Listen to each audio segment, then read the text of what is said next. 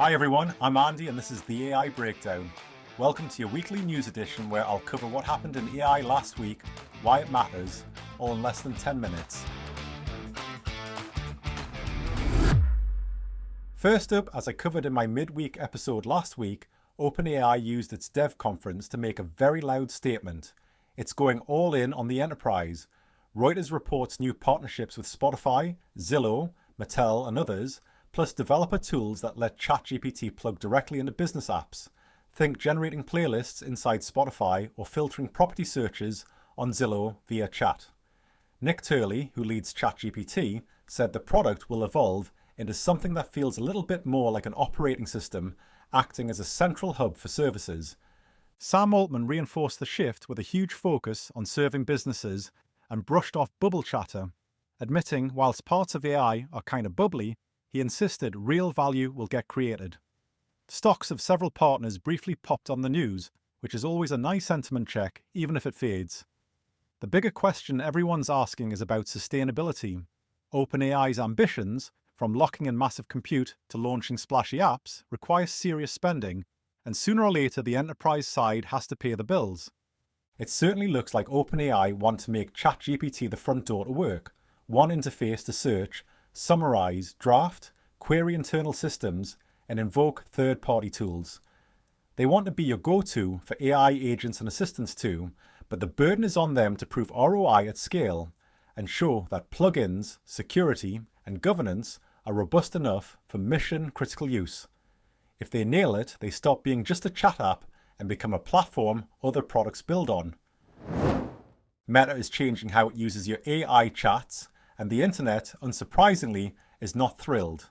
From mid-December, conversations with Meta's AI across Facebook, Instagram and Threads will feed into ad and feed personalization. There's no opt-out if you use Meta AI. Regions with stricter laws, including the EU, UK and South Korea, are excluded for now. Meta's Christy Harris said that people's interactions are another piece of the input informing ads and recommendations. The company says sensitive topics like health or religion won't be used for ads, and it's keen to monetize more than 1 billion monthly AI users. Marketers love the intent signal, but privacy advocates call it invasive and creepy. Me personally, I'm not a fan of forced consent like this. It's just not the way things should happen today, and it risks leaving a sour taste with Meta's user base. OpenAI just gave AMD its biggest vote of confidence yet, a multi-year deal for hundreds of thousands of AI chips, with deployment of Instinct GPUs at staggering scale starting in late 2026, on the order of 6 gigawatts of capacity. Investors went euphoric and AMD's stock spiked. The agreement even includes warrants that could let OpenAI acquire up to 10% of AMD at a nominal 1 cent per share if milestones are met. AMD's Forrest Norrod called the pact transformative, and analysts agree it puts AMD firmly in the AI big leagues, even as Nvidia remains dominant. Why it matters: OpenAI is securing compute at unprecedented levels to keep models responsive and expand services, while also diversifying beyond a single chip supplier. For enterprises depending on AI platforms, more competition in silicon could mean better availability and pricing as AMD capacity comes online. Skeptics note OpenAI still relies on Nvidia and question whether anyone can afford this arms race indefinitely, but the direction of travel is clear. Compute is strategy, and the software winners will be the ones who lock down their supply. As tensions increase between the US and China, China's latest retaliatory tariffs and tighter export controls, including new restrictions on rare earth minerals, are now reshaping the global AI hardware landscape, and both AMD and Nvidia are caught in the crossfire. In August, these chip makers agreed to an unprecedented deal requiring them to pay 15% of their revenue to the US government from AI chip sales to China as a condition for export licenses. While this arrangement lets AMD and Nvidia maintain a presence in China, it slashes profitability and adds new risks to supply chains and pricing strategies. AMD in particular has already absorbed substantial financial hits from inventory write-downs, with up to $1.5 billion in projected revenue losses this year alone. As the US Senate moves to prioritize domestic buyers and further restrict exports, AI companies find themselves navigating complex tariffs, regulatory hurdles, and shifting alliances, making it clear that geopolitical tensions are now a core part of AI's strategic calculus and may shape which technologies reach global scale in the years ahead.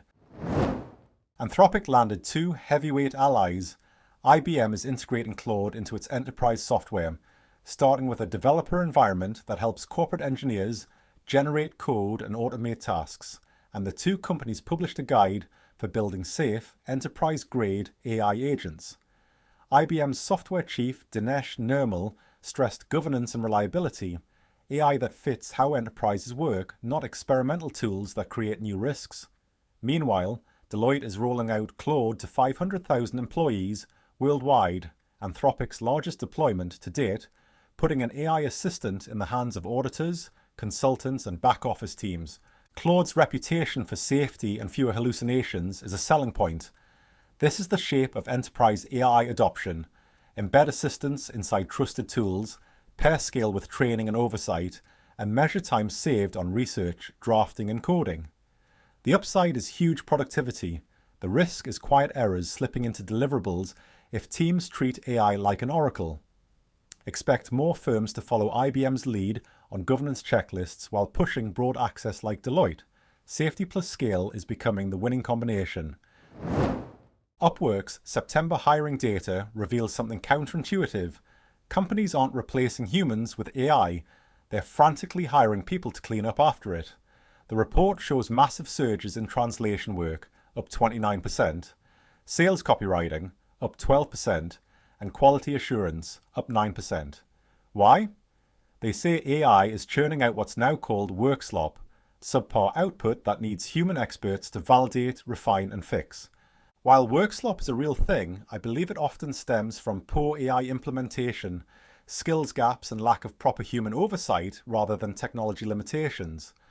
According to BetterUp research, 40% of employees have already encountered AI hallucinations or mistakes, with each incident taking an average of 2 hours to resolve. Meanwhile, project management hiring among small businesses exploded by 102%, suggesting companies are investing heavily in the human infrastructure needed to coordinate AI implementations properly. My view is this data is genuinely fascinating, but we need to be careful about drawing sweeping conclusions from a single platform. Upwork represents a specific slice of the freelance market, primarily North American and European businesses hiring remote workers. We're not seeing what's happening inside large enterprises in different geographic markets or in industries that don't typically use freelance platforms. And while Upwork's data reveals companies hiring humans to clean up AI's mistakes, Stanford researchers have uncovered a more troubling pattern in broader employment data. A comprehensive study published in August 2025 by economists Eric Brynjolfsson, Bharat Chandar, and Ruyu Chen analyzed payroll data from ADP, America's largest payroll processor, spanning millions of workers from late 2022 to mid-2025.